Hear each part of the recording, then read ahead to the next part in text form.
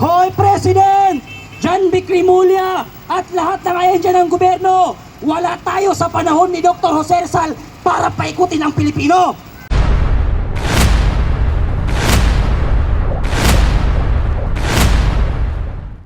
Kabalbalan na impeachment na walang matibay na ebidensya laban sa pangalawang presidente na si Inday Sara Duterte.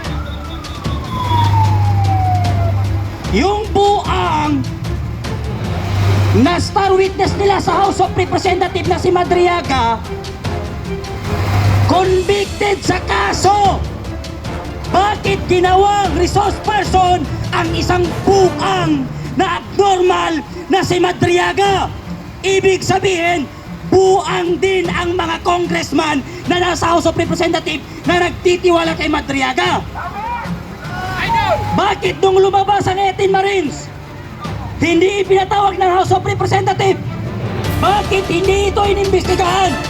Mas katiwa-tiwala ba si Madriaga ng isang sindikato o yung mga sundalong tumistigo na merong mali-malitang nakawan sa ating gobyerno?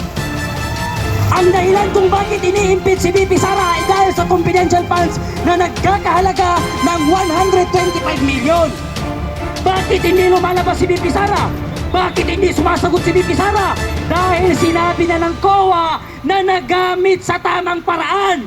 Pero ang tanong ng taong bayan sa administrasyon at sa Supreme Court, saan napunta yung 500 billion na pondo ng flood control? 500 billion versus 125 million ni VP Sara. Anong mas malaki? Yung 500 billion o yung 125 million? Pangalawa, yung pondo ng PhilHealth na nagkakahalaga ng 89 billion pesos, pondo ng PhilHealth, saan napunta Bongbong Marcos? Pangatlo, yung pondo ng SS na 62 billion, saan napunta? Pang-apat, yung 250 billion na Maharlika Fund, saan napunta? Anong sabi ni Luistro? Dahil kay Speaker may akap! Dahil kay Speaker may ayuda! Ng Luistro yan. Dahil kay Speaker, inulan tayo ng baha at pera. Ito yan. Tapos ang kapal ng mukha para tanungin at sabihin, simple lang, pag walang kaso, magpakita at sumagot. Anong sabi mo? What I did, tinago ko ang aking asawa dahil may kaso at wanted. Luistro yan, ang kapal ng mukha mo. Kahit congresswoman ka, kung kaharap kita, sasampalin kita ng paulit-ulit ka.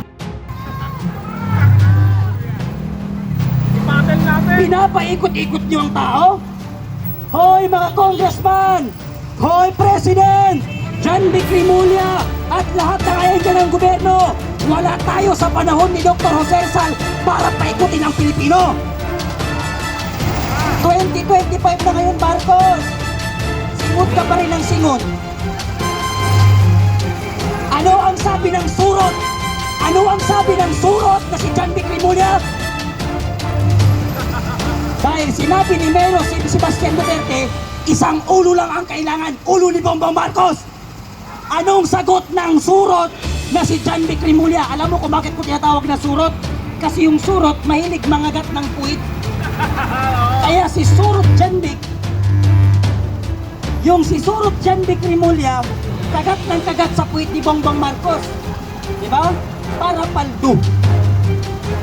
Anong sabi niya? Supot yang si Sebastian Duterte, sabi ni John Vic Rimulya. Paano mo nasabi na supot si Mayor Sebastian Duterte? Siguro niyaya mo ng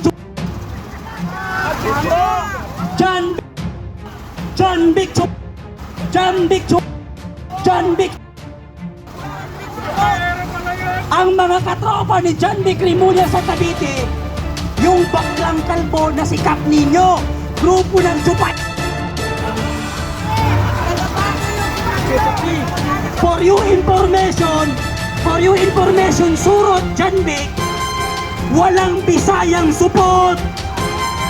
Alam mo kung paano tuliin ang Bisaya? Samurai ang ginagamit pambiyak ng anesthesia, dahon lang ng bayabas.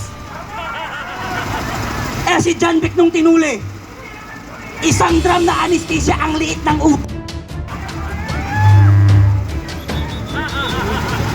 Nami-personal kasi si Janvic Rimulya eh. Bakit mo pine-personal si Mayor Baste? Yan tuloy na personal ka rin. Kaya mo siguro nasabi na support dahil niyaya mo na. At ang mga Bisaya, para sa kaalaman ninyo, may mga masingga ng utak. Hindi kagaya ninyong mga support. Diba? Ano pa? Nung tinanong ng mga media, yung tagapagsinungaling ng Malacanang na si Claire Castro, ano ba ang desisyon ng presidente? Paano niya re-resolbahin ang pagtaas ng produktong langis? Ano ang sabi ni Castro? Unang putok, ang pangalawang presidente wala sa bansa, nasa ibang bansa. Ang tanong ng taong bayan, paano re-resolbahin ang pagtaas ng produktong langis? Hindi kung saan si Sara. Ang administrasyon natin ay walang pakialam sa ating panawagan. Ang Pilipinas ay nangunguna sa may pinakamataas na presyo ng produktong langis dahil sa buwis na pinapataw o sinisingil ng ating gobyerno. Habang yung mga taga-ibang bansa, nagbibigay sila ng subsidiya para pababain ang produktong langis, ang ating bansa naman ay nagpapataw ng 12% na VAT o value added tax na siyang dahilan kung bakit napakamahal ng langis sa atin at napakahirap sa atin ngayon. Si Congressman Leandro Libiste, hinihingi niya at nagsulong siya ng batas na ibaba o suspindihin ang produktong langis o kahit man lang ibaba yung 12% from 12% to 10%. Ano ang ginawa nila Recto? Ano ang ginawa ng administrasyon? Huwag suspindihin ang value added tax dahil malaki ang mawawala sa gobyerno. Ibig sabihin, ayaw ni Bongbong Marcos. Kaya patuloy yung pagtaas ng bilihin sa atin. Ang administrasyong Marcos, malinaw na wala silang kakayahan magbigay ng ayuda. Nagbibigay na nga lang sila ng ayuda, 5,000, may nahimatay pa, 13 hours, pumipila yung tao. 24 hours nakapila yung tao. Bakit pinapahirapan? Samantala nung panahon ng pandemic, si Rodrigo Roa Duterte, walang trabaho, walang labas. May nagutom ba? May nagutom ba? Pandemic yan, BBM. Ikaw, walang pandemic. Bakit mas masahol pa sa pandemic yung krisis na kinakaharap ng mamamayang Pilipino? Itigil mo ang pagsingot mo para makita mo yung paghihirap ng mamamayang Pilipino, para makita mo yung sigaw at marinig mo ang sigaw ng taong bayan. Tapos sasabihin sa atin, sabi sa atin nung mga loyalistang supporter, alam mo ba Kuya Park kung bakit hanggang ngayon, mula noon hanggang ngayon, loyalista pa rin kami? Sabi ko bakit? Kasi si Ferdinand Marcos walang ipinapatay kahit isang Pilipino. Ipinakita niya sa akin yung video ni Imelda Marcos na ayaw daw ni Imelda Marcos na may mamatay. Ang tanong, bakit ang daming pinatay nung panahon ng martial law? Ilang Pilipino ang tinorture? Ano pa ang ginawa ng Marcos Sr. nung pagtangkaan ng sakupin ng Sabah? Inipon niya ang mga Muslim sa Mindanao para pag-trainingin, para lusubin ang Sabah. Pero anong sabi ng mga taga Mindanao? Hindi namin kayang lusubin ang Sabah dahil mga Muslim sila, kalahi namin. Para maintindihan ng mga taga Luzon. Kasi ito, grabe man brainwash yung mga media nung panahon ni Marcos Sr. Akala ng mga taga Luzon, yung mga Muslim sa Mindanao, nag-rebelde lang ng basta-basta ng walang dahilan. So ito ang dahilan. Ano ang ginawa ng administrasyon ni Marcos Sr.? pinapasok ang mga Muslim sa loob ng mosque. Yung Jabida Massacre, Palimbang Massacre, Alamada Massacre, Bekawayan Massacre, lahat niyan at iba pang lugar ang daming minasaker na Muslim noong panahon ni Marcos Sr. Ano ang ginawa sa mga Muslim? Pinapasok sa loob ng mosque, pinalat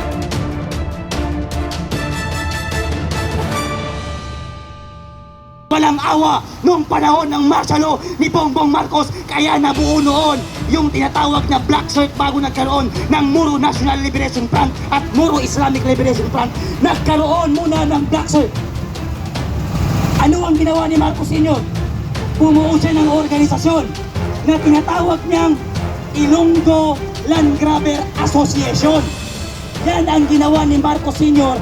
na organisasyon, ipinadala sa Mindanao at tinawag ito o mas kilala sa tawag na Ilaga.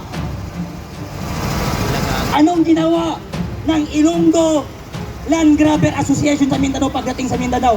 Pinagpapapatay ang mga Muslim ng walang awa at pinagputo. Ano ang ginawa ng mga Muslim? Dahil wala silang kalaban-laban, bumuo sila ng organisasyon na tinawag na Black Shirt para protektahan ang mga Moro na sibilyan na walang awang pinagpapapatay ng mga private army ni Marcos Sr. Pero hindi alam ng mga taga-Luzon yan. Ano ang sabi ng mga taga-Luzon? Taga Mindanao na mga Muslim, puro rebelde. Pero alam mo ba kung anong dahilan kung bakit sila bumuo ng Bangsamoro National Liberation Front, Bangsamoro Islamic Liberation Front, Bangsamoro Islamic Freedom Fighter? Alam niyo ba kung bakit nagkaroon ng ganon? Dahil sa gobyerno na walang awang pinagpapatay ang mga Muslim sa Mindanao. Binoto ng mga Muslim si Marcos Jr. dahil kay Vicky Sara. Pangalawa, binoto ng mga taga Mindanao na Muslim si Bongbong Marcos dahil akala namin babawi si Bongbong Marcos sa ginawa niya sa mga Muslim sa Mindanao. Bongbong Marcos, yan yung dahilan kung bakit ka binoto ng milyong-milyong Muslim sa Pilipinas dahil akala nila babawi ka sa ginawa ng tatay mo na pambababoy at pagpapatay sa mga Muslim noong panahon ng tatay mo. Pero kabaliktaran, ang ginawa mo, nagbigay si PRRD ng Bangsamoro Autonomous Region in Muslim Mindanao o ang BAL. Anong ginawa mo? Pinasok mo yung BAL. Ano ang nangyari ngayon? Nagkakagulo na naman sa BAL dahil sa maling utak ni Bongbong Marcos. Ngayon, ang dami na namang masaker, ang dami na namang patayan, ang dami na namang natawan. Nangyari ba yan nung panahon ni Duterte? Hindi nangyari nung panahon ni Duterte. Bagkos, nagkaroon ng peace talk sa pagitan ng mga Bangsamoro sa Mindanao at ng gobyerno sa ating bansa. At yan yung dahilan kung bakit natahimik tayo nung panahon ni Duterte. Pero ngayon, bumalik ang mga adik. Anong sabi ng mga kakamping at dilawan na bugok ng mga lutang? Kasi totoo naman, kung hindi sila bugok, bakit sila nagpapapaniwala sa walang kwentang bagay? Bakit sila nagpapaliwanag? Ano ang sinasabi ng mga ibang profesor? Isa pa itong mga profesor na mga bugok din. Biruin mo kung hindi ka bugok na profesor, ang ituturo mo sa mga estudyante, si Duterte maraming pinapatay nung panahon niya kasi adik kayo. Si Duterte maraming ipinapatay nung panahon niya kasi adik kayo. Kung hindi kayo nag-adik, edi sana buhay pa rin kayo. Yung mga nire ng mga adik, yung mga pinagpapatay ng mga adik,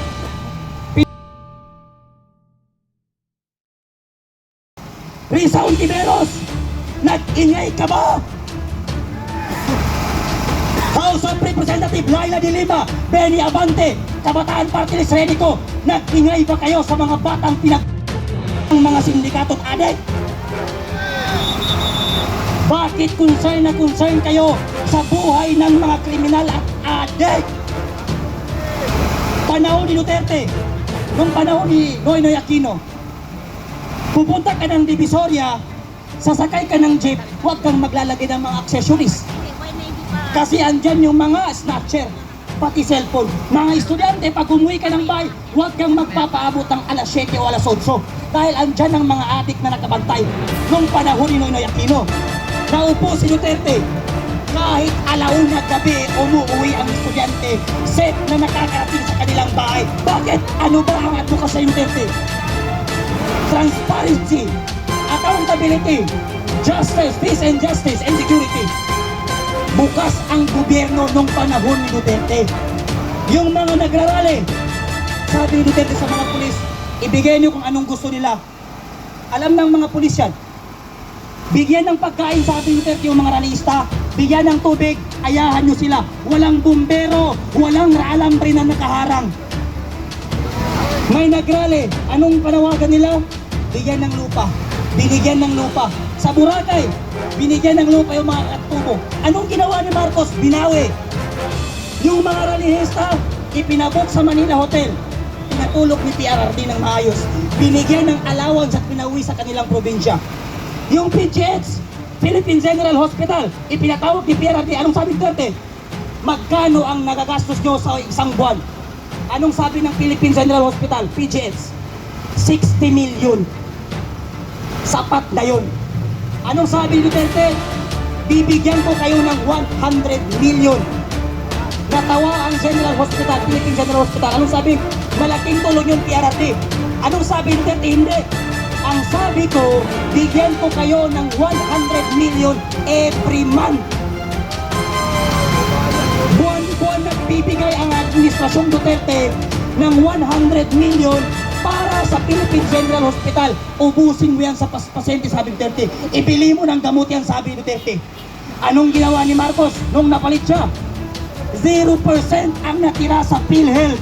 Kaya ang daming nakapilang may rayuma, ang daming nakapila na senior citizen, ang daming buntis na hindi maoperahan dahil 0% ang PhilHealth. Ano ang sabi ni Duterte? Kawawa naman ang mga tricycle driver. Kawawa naman ang mga jeepney driver. Every 5 months, nagpaparenew ng driver license. Gawin nating 10 years ang passport pati license. Di ba tumaas? Di ba naging 10 years? Ano ang sabi ni Digong? Kawawa ang mga pulis, kawawa ang mga sundalo, kawawa ang mga guro. Ang baba ng kanilang sahod, itaas nga natin. Tumaas ang sahod ng pulis, pati ang sundalo, pati ang mga teacher. Ngayon, pinoproblema ni Marcos kung bakit kulang ng guro ang ating bansa. Dahil yung mga teacher, pagkatapos nilang mag-aral ng EDOC, mas pinipili nilang mag-abroad dahil dito wala silang sinasahod. Diba? Kaya ngayon, ang laki ng problema ng administrasyon, ang taas-taas ng ating gobyerno. Pag nag-apply ka ng construction worker, ang daming pinapahanap. Ang daming Pilipinong walang trabaho. Siguro mga 25% lang ang may trabaho sa Pilipino. Kaya ngayon, tayo ay nananawagan sa kataas-taasang hukuman ng malungkot na Republika ng Pilipinas na magdesisyon kayo sa aming isinumiti sa inyo na pirma ng Pilipino upang sa gayon marinig namin kung ano ang inyong desisyon sa pagnakaw at pagkidnap sa ating presidente na si Rodrigo Roa Duterte. Pangalawa, ang Pilipino ay hindi pumapabor sa ginagawang impeachment sa kay VP Sara. Pangatlo, ibaba ang lahat ng bilihin sa ating bansa at ibalik nila ang mga ninakaw nila at ipakulong ang lahat ng mga politikong magnanakaw. Maraming salamat sa inyo and thank you very much sa ating kaibigan na si Surot John Vic Rimulya, grupo ng Manila. Palakpakan po natin sa kasamang part.